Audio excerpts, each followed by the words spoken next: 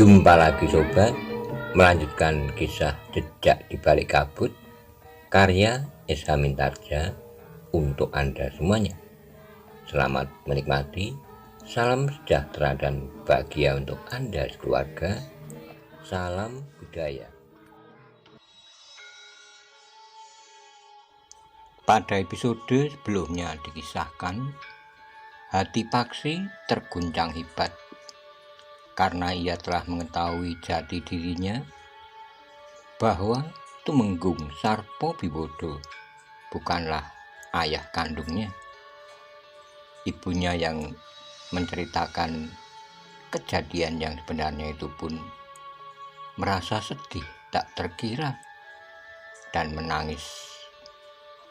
Bagaimana kisah selanjutnya? Simak bersama-sama.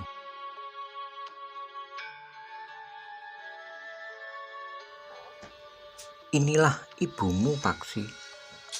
Selama ini aku berusaha untuk menyembunyikannya. Tetapi aku sadar bahwa pada suatu saat kau tentu akan mengetahuinya juga. Apalagi saat ini sikapmu terhadap Pajang yang bertentangan dengan sikap Ki Tumenggung Sarpobiwodo.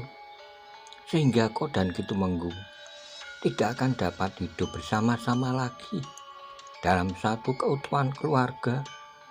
Ki Tumenggung itu nampaknya benar-benar ingin membunuhmu. Ya, aku merasakannya.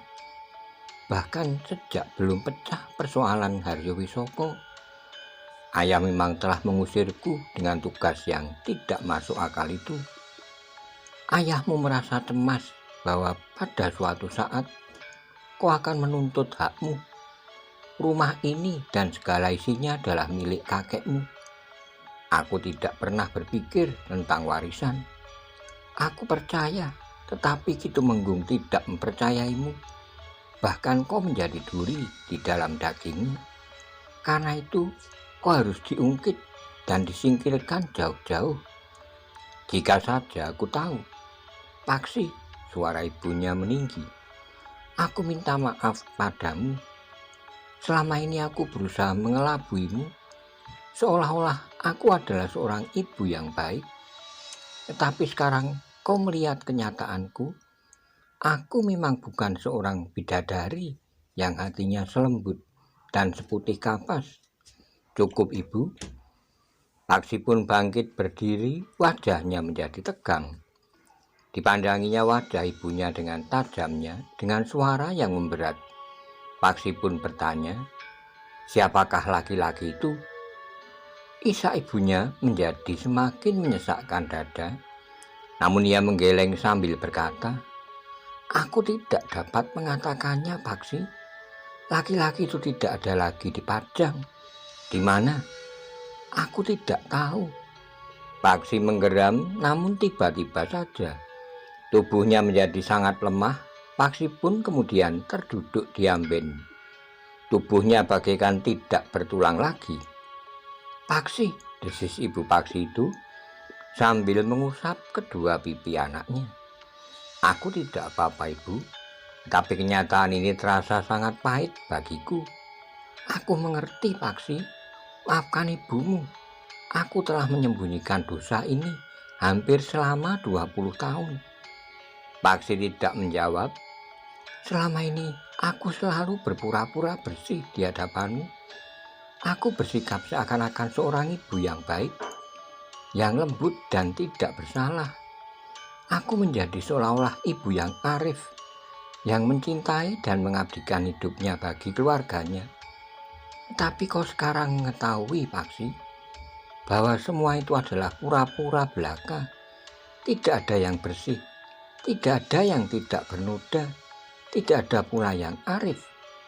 Paksi menarik nafas dalam-dalam, tetapi ia masih tetap berdiam diri. Namun ketika terdengar giginya gemeretak, maka darahnya mulai mengalir lagi dari luka-lukanya. Paksi, usahakan tenangkan hatimu. Gejolak jantungmu dapat menekan darahmu keluar dari luka-lukanya. Paksi masih tetap diam, sementara ibunya mulai lagi mencuci luka-luka di tubuh Paksi. Kau membawa obat untuk luka-lukamu? Paksi tidak menjawab, tetapi diambilnya sebuah kantong kecil, dikantongi ikat pinggangnya yang lebar. Ibunya tidak bertanya lagi, ia mengerti bagaimana menggunakan obat yang berupa serbuk yang tidak begitu lembut itu. Ketika bubuk ramuan obat untuk luka baru itu ditaburkan di luka-luka Paksi, maka Paksi pun harus mengatupkan giginya rapat-rapat. Luka-lukanya terasa sangat pedih. Tetapi Paksi sudah tahu bahwa akibat sentuhan obat itu, luka-lukanya tentu akan terasa pedih dan panas, bahkan seperti tersentuh bara. Namun dalam pada itu, selagi luka-luka Paksi sedang diobati, pintu serambi samping diketuk perlahan. "Ibu, ibu," suara adik perempuan Paksi. "Apa, Nduk? Ada 2 orang tamu, Ibu. Rasa-rasanya aku mengenal mereka. Kawan Kakang Paksi." Paksi pun segera bangkit, dikenakannya baju dan disambarnya tongkatnya. "Hati-hati, Paksi." Paksi dan ibunya pun kemudian pergi ke pintu peringgitan yang sedikit terbuka. Ketika adik perempuan Paksi masuk ke dalam, pintu itu tidak ditutupnya dengan rapat. Jantung Paksi berdesir. Dari celah-celah pintu, ia melihat Raden Sutawijaya dan Pangeran Benowo berdiri di depan tangga pendopo. Karena itu, maka dengan tergesa-gesa Paksi pun keluar lewat pintu yang sedikit terbuka itu. "Marilah Pangeran, marilah Raden," Paksi mempersilahkan. Ibunya yang matanya masih pengap telah menyusul Paksi dan mempersilahkan pula Pangeran Benowo dan Raden Sutawijaya untuk naik.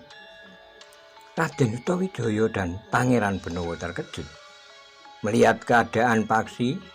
Baju yang dipakai Paksi dengan tergesa-gesa itu adalah bajunya yang penuh darah. Karena itu dengan tergesa-gesa keduanya mendekati Paksi. Dengan serta-merta Pangeran Benowo pun bertanya, "Kok kenapa, Paksi?" "Silakan duduk, Pangeran, silakan duduk, Raden." Keduanya pun kemudian duduk di peringgitan. Sementara itu Ibu Paksi berkata, "Silakan Raden, aku mohon diri ke belakang. Silakan Pangeran." "Silakan Bibi, tetapi Bibi tidak usah menjadi sibuk karena kedatangan kami." "Tidak Pangeran, tidak." Demikian Ibu Paksi itu hilang di balik pintu peringgitan. Maka Pangeran Benowo pun mengulangi pertanyaannya, "Kok kenapa, Paksi?" Sebelum Paksi menjawab, Raden Sutawijaya pun berkata, "Kami menjadi sangat cemas bahwa kau tidak datang pada waktunya. Ketika kami menelusuri jalan yang mungkin kau lalui, kami mendapat keterangan bahwa telah terjadi pertempuran antara beberapa orang yang tidak dikenal. Di antara mereka adalah seorang penjual gerabah yang kuda serta dagangannya ditemukan. Tapi penjual gerabahnya tidak ada di sekitar tempat itu. Yang mereka ketemukan hanyalah 3 sosok mayat. Yang Maha Agung masih melindungi hamba," berkata Paksi. "Tapi hamba terluka."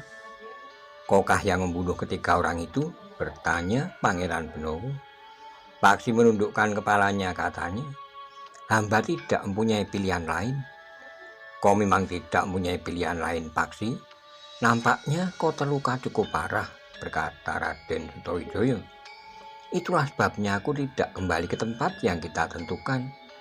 Aku tidak akan dapat menghindari perhatian orang kepadaku. Baju yang berbercak darah, tubuh yang lemah, dan seluruh keadaanku yang nampak parah. Tapi aku dapat menyelinap lewat lorong-lorong sempit mencapai rumah ini. Baru kemudian aku akan pergi menemui Raden dan Pangeran." Pangeran Benowo pun kemudian sempat melihat luka-luka Paksi yang sudah diobati oleh ibunya. Namun masih jelas betapa parahnya luka-luka di tubuh Paksi. Namun sebenarnya lah bahwa pedih luka di tubuh Paksi itu tidak pedih luka di hati Paksi. Tapi Paksi tidak mengatakannya kepada Pangeran Benowo dan Raden Sutawijaya apa yang sebenarnya terjadi pada dirinya seutuhnya. Paksi pun kemudian hanya menceritakan bahwa ia telah bertemu dengan 3 orang pengikut ayahnya yang tentu pengikut Haryo Wisoko pula. "Mereka dapat mengenali aku," berkata Paksi. "Ternyata kau mampu mengatasinya." Yang Maha Agung masih melindungi aku. Pangeran Benowo dan Raden Stoijoyo mengangguk-angguk. Namun kemudian Pangeran Benowo bertanya, "Sekarang apa yang akan kau lakukan? Apakah kita akan kembali ke barak?" Paksi tidak segera menjawab. Wajahnya membayangkan keraguan-raguan. Tubuhnya masih terasa lemah sekali. Sedangkan jika mereka kembali ke barak, mereka harus berjalan kaki. Dalam pada itu, Raden Stoijoyo pun berkata, "Menurut pendapatku, kita bermalam saja di rumahku. Biarlah mereka orang prajurit pergi ke padepokan, memberitahukan bahwa kita bermalam di kota raja, agar seisi padepokan tidak menjadi gelisah menunggu. Nampaknya kau masih perlu beristirahat." "Aku dapat bermalam di sini," berkata Paksi. "Kita tidak dapat mengingkari kenyataan bahwa para pengikut Harawisoko masih berkeliaran. Jika kau bermalam di sini, kemungkinan buruk itu dapat terjadi kecuali jika ayah mengirimkan sekelompok petugas untuk mengawasi langsung rumah ini." Paksi menarik napas panjang. Tentu ia tidak ingin menyibukkan beberapa orang prajurit untuk menjaganya. Sementara itu tubuhnya masih terasa sangat lemah. Karena itu maka Paksi pun kemudian berkata, "Baiklah Raden, aku akan mengikuti Raden." Namun Raden Stoijoyo dan Pangeran Benowo tidak tergesa-gesa. Mereka masih berada di rumah Paksi untuk beberapa lama. Sementara itu adik Paksi menghidangkan minuman dan beberapa potong makanan bagi tamu-tamu Paksi. "Biarlah aku berganti pakaian agar tidak menarik perhatian orang di sepanjang jalan," berkata Paksi kemudian. Setelah mempersilahkan tamunya minum dan makan makanan yang dihidangkan, maka Paksi pun masuk ke ruang dalam. Pada ibunya Paksi minta pakaian yang bersih untuk dipakainya. "Kau akan kemana Paksi?" bertanya ibunya. "Aku akan pergi ke rumah Raden Stoijoyo." "Kau akan bermalam di sana?" "Ya, besok aku akan kembali ke padepokan." "Kapan kau datang lagi menemui?" "Aku tidak dapat mengatakan. Masih ada yang ingin aku jelaskan Paksi?" "Tidak, semuanya sudah jelas. Tidak ada lagi yang perlu dijelaskan." "Aku mohon kau bersedia mendengarkannya Paksi." "Tidak perlu. Aku sudah mengerti seluruhnya apa yang terjadi. Untuk seterusnya ibu tidak usah memikirkan aku." "Paksi, kau jangan menambah beban di hatiku." "Tidak, aku justru ingin mengurangi beban ibu. Jangan pikirkan aku lagi. Aku orang yang tidak dikehendaki berada di dalam lingkungan keluarga ini." "Paksi." Paksi tidak menjawab, tetapi ia berkata, "Beri aku pakaian yang ada ibu." Ibunya memang masih menyimpan pakaian Paksi. Karena itu maka ibunya pun telah memberikan sepengadek pakaian yang terbaik. Tetapi Paksi menolak, katanya, "Ibu lihat pakaian Pangeran Benowo dan Raden Stoijoyo. Pantaskah aku, Paksi anak tidak berayah ini, memakai pakaian seperti ini?" "Paksi, berhentilah menusuk perasaan ibumu dengan kata-katamu. Aku sudah mengatakan bahwa aku bersalah. Aku telah hidup dalam kepura-puraan selama hampir 20 tahun. Aku sudah mengaku betapa kotornya ibu ini. Aku sudah mengatakan bahwa hampir saja kakekmu membunuhku." Paksi tidak menjawab. Sementara ibunya berkata selanjutnya, "Aku menyesal kenapa kakekmu tidak jadi membunuhku. Aku menyesal bahwa ada juga seorang anak muda seperti Sarpo Biwodo yang bersedia menjual dirinya menikahi aku seharga harta warisan kakekmu. Paksi, jika aku mati saat itu, aku tidak akan mengalami perlakuan sekeji ini dari anakku sendiri." Ibunya menangis lagi. Ditutupnya wajahnya dengan pakaian Paksi yang dikembalikan kepadanya itu.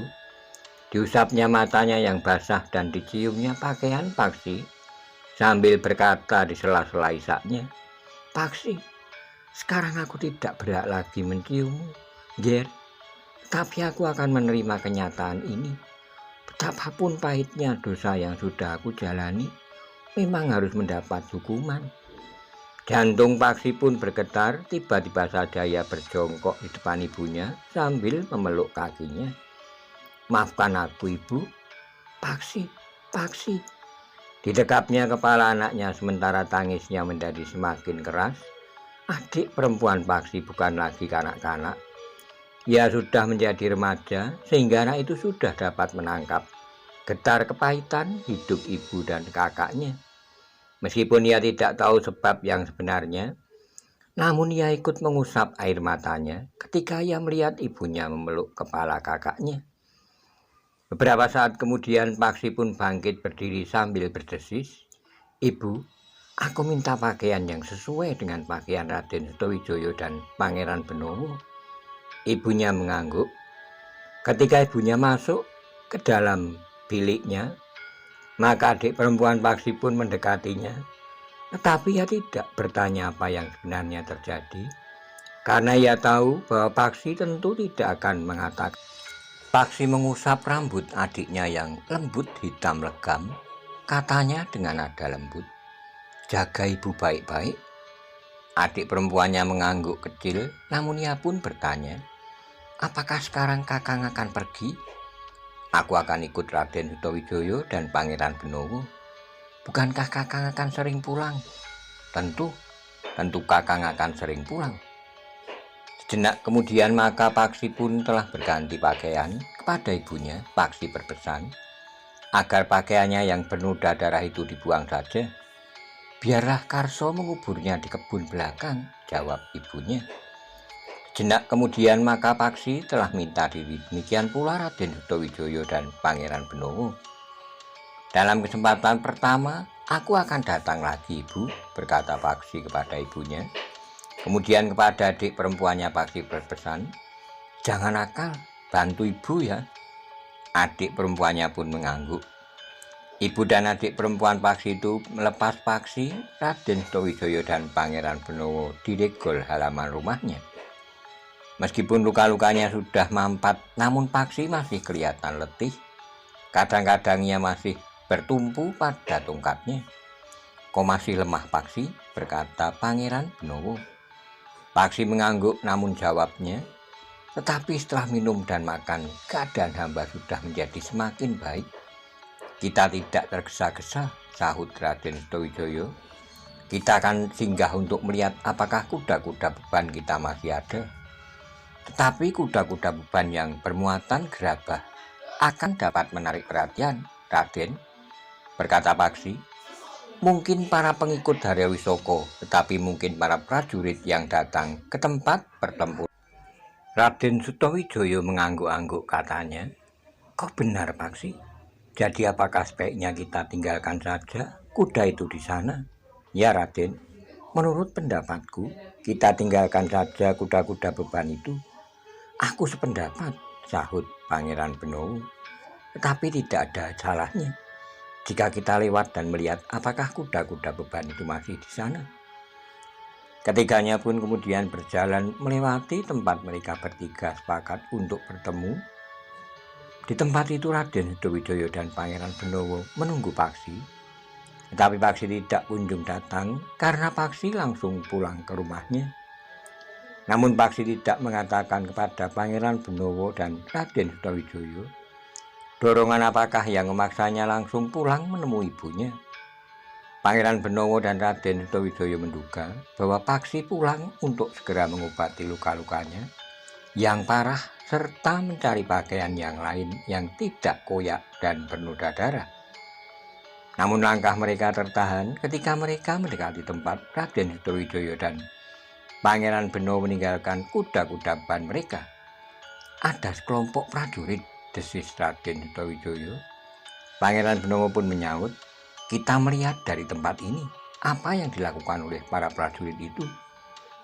Ketika orang itu pun kemudian berhenti, Raden Sutawijaya berdiri di sisi lain, sedangkan Pangeran Benowo dan Paksi berdiri bersandar di dinding halaman rumah pinggir jalan itu. Ternyata para prajurit telah membawa kedua kuda beban yang ditinggalkan oleh Raden Sutawijaya dan Pangeran Benowo. "Kita tidak akan dapat membawa kuda beban berkeliling lewat lorong-lorong sempit lagi," berkata Pangeran Benowo. Ya, Paksi mengangguk-angguk. Ketika para prajurit itu menemukan 3 sosok mayat dan kuda beban yang aku tinggalkan, maka mereka pun mencurigai setiap kuda beban. Namun beberapa saat kemudian, para prajurit pun pergi sambil membawa kuda beban yang membawa gerabah itu. Sedangkan beberapa orang yang mengerumuninya telah pergi pula seorang demi seorang. Demikian para prajurit itu pergi, maka Raden Sutawijaya telah mengajak Pangeran Benowo dan Paksi melanjutkan perjalanan. Kok tidak apa-apa Paksi, katanya. Pangeran Benowo. Tidak Pangeran, jawab Paksi. Bertiga mereka pun melanjutkan perjalanan menuju ke rumah Ki Gede Pemanahan. Ketika mereka sampai di rumah itu, maka mereka pun segera memberikan laporan kepada Ki Gede tentang peristiwa yang dialami oleh Paksi ketika ia menjajakan gerabah dengan kuda bebannya. Syukurlah bahwa kau berhasil mengatasi mereka bertiga, Paksi. Ya Ki Gede, aku mengucap syukur atas perlindungan yang maha agung. Apakah mereka bertiga mengenalimu? Ya Ki Gede, mereka mengenali aku, anak Tumenggung Sarpo Biwodo. Apakah mereka akan menangkapmu atau membunuhmu? Agaknya perintah yang mereka terima adalah membunuhku di tempat, tidak menangkapku. Ki Gede Pemanahan menarik napas dalam-dalam. Dengan nada dalam ia pun berkata, bagaimana mungkin Ki Tumenggung itu memerintahkan untuk membunuh anaknya? Tapi itulah yang terjadi Ki Gede, sahut Paksi. Baiklah, kau beristirahat di sini, biarlah nanti prajurit penghubung pergi ke padepokan di hutan Jabung untuk memberitahukan bahwa kalian bertiga tidak pulang malam ini, sehingga Ki Panengah dan Ki Waskito tidak menjadi gelisah. Demikianlah maka malam itu Paksi berada di rumah Ki Gede Pemanahan. Di rumah Ki Gede, Paksi mendapat pengobatan yang lebih baik, bukan sekedar obat yang ditaburkan di atas luka-lukanya saja, tapi ia pun mendapat minuman yang dapat memacu pulihnya kekuatannya. Kau harus makan yang banyak, berkata Raden Sutawijaya. Ketika mereka makan malam, dengan demikian kekuatanmu akan segera pulih kembali. Paksi tersenyum sambil menyendok nasi di mangkoknya. Ia berkata, aku berani bertaruh. Siapakah yang terbanyak makan di antara kita? Raden Sutawijaya dan Pangeran Benowo tertawa, tetapi sebenarnya lah mereka bertiga makan dengan lahapnya. Malam itu mereka bertiga dapat tidur dengan nyenyak, meskipun Paksi beberapa kali terbangun oleh perasaan pedih yang masih terasa di luka-lukanya. Namun kemudian ia pun segera tertidur lagi. Ketika mereka bangun di pagi-pagi sekali, keadaan Paksi sudah menjadi semakin baik. Tenaganya terasa telah tumbuh kembali. Meskipun belum utuh, namun Paksi tidak lagi merasa dirinya terlalu lemah. Tetapi ternyata Raden Sutawijaya mintakan mereka tidak segera kembali ke padepokan hari itu juga. Ia masih memikirkan keadaan Paksi yang masih belum pulih sepenuhnya. Tapi hutan Jabung itu tidak terlalu jauh, berkata Paksi kepada Raden Sutawijaya. Bukan jaraknya, tetapi kita bisa bertemu dengan para pengikut Haryo Wisoko. Jika mereka tahu kaulah yang membunuh ketiga orang pengikutnya, maka mereka tentu sangat mendendammu.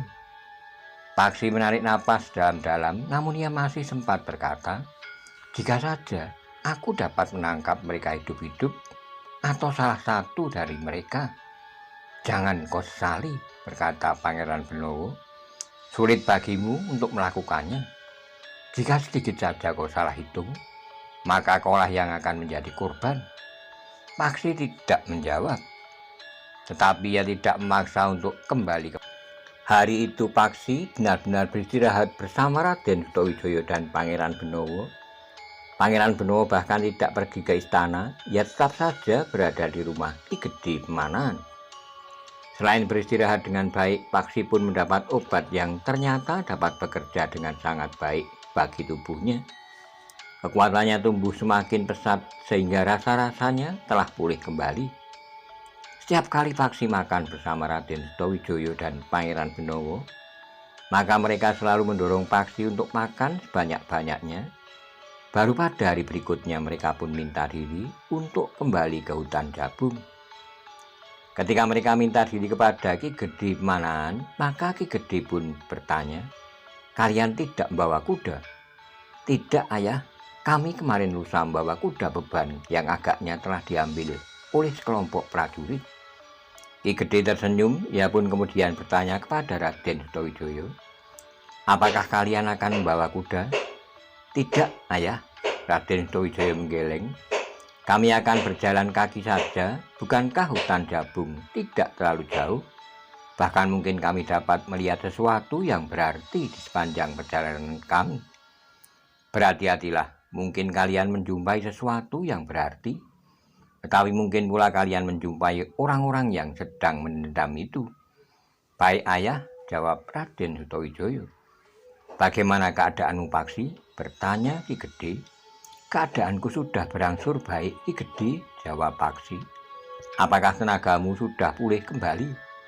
"Meskipun belum sepenuhnya, tetapi sudah cukup memadai, Ki Gede." "Baiklah, jika demikian pergilah." Demikianlah beberapa saat kemudian, ketiga orang itu pun telah meninggalkan rumah Ki Gede Pemanahan. Mereka tidak langsung keluar gerbang kota, tetapi dengan penyamaran mereka, ketiganya berjalan-jalan lebih dahulu di dalam kota. Tapi mereka tidak menjumpai sesuatu yang menarik perhatian mereka. Mereka tidak melihat laki-laki yang memikul bahan pangan atau membawa di atas kepalanya bakul berisi beras atau jagung. Nampaknya mereka ketiga orangnya terbunuh. Haryo Wisoko menjadi semakin berhati-hati. Ketika matahari menjadi semakin tinggi, maka ketiga orang itu pun kemudian keluar dari pintu gerbang kota yang mendapat pengawasan seksama. Namun tidak seorang pun di antara para prajurit yang bertugas yang dapat mengenali Raden Sutawijaya, Pangeran Benowo dan Paksi, meskipun setiap orang yang lewat, keluar atau masuk diperhatikan oleh para penjaga pintu gerbang dengan seksama. Bahkan orang-orang yang duduk di dalam pedati pun tidak luput dari pengawasan. Namun yang ditanamkan kepada para prajurit yang bertugas itu adalah ciri-ciri Haryo Wisoko dan beberapa orang pengikutnya yang terpenting. Karena itu mereka yang tidak sesuai dan bahkan tidak mendekati ciri-ciri yang telah mereka ketahui, seakan-akan tidak lagi mendapat banyak perhatian. Di perjalanan kembali ke padepokannya, Raden Sutawijaya, Pangeran Benowo dan Paksi tidak mendapat hambatan yang berarti. Sementara itu keadaan Paksi pun telah menjadi benar-benar hampir pulih. Ia tidak merasa letih dalam perjalanannya kembali ke hutan Jabung. Luka-lukanya pun sudah tidak terasa nyeri lagi, meskipun masih harus mendapat pengobatan. Kedatangan mereka disambut oleh Ki Panengah, Ki Waskita dan Ki Kriyodarmo, serta para penghuni padepokan itu. Bahkan 2-3 orang pemimpin prajurit yang ikut bekerja di padepokan itu telah menyambutnya pula. "Menurut prajurit penghubung yang memberitahukan bahwa kalian tidak dapat pulang, Paksi telah terluka parah," berkata Ki Panengah. "Ya Guru," jawab Paksi, "tapi luka itu sudah mulai membaik. Aku mendapat obat dari Ki Gede Pemanahan." "Syukurlah," Ki Kriyodarmo mengangguk-angguk. "Meskipun demikian, kau harus masih banyak beristirahat." "Ya, Ki Kriyodarmo," Paksi mengangguk-angguk. Sementara itu Ki Waskita telah langsung melihat luka-luka Paksi. Namun katanya kemudian, "Tentu sudah jauh lebih baik dari saat kau terluka." "Ya Guru," jawab Paksi. "Sekarang beristirahatlah, pengobatan itu harus dilanjutkan. Apakah kau mendapat obat dari Ki Gede?" "Ya Guru." "Bagus. Dalam 3-4 hari maka segala-galanya tentu sudah akan pulih kembali. Luka-luka ini sudah akan sembuh, mungkin masih tersisa, tapi sudah tidak akan berpengaruh apa-apa lagi." "Ya Guru." Paksi kemudian telah pergi ke biliknya seperti yang dikatakan oleh Ki Waskita. Ki Panengah dan Ki Kriyodarmo, Paksi pun harus banyak beristirahat. Raden Sutawijaya dan Pangeran Benowo berada di bilik Paksi itu sejenak, namun mereka pun kemudian telah keluar lagi.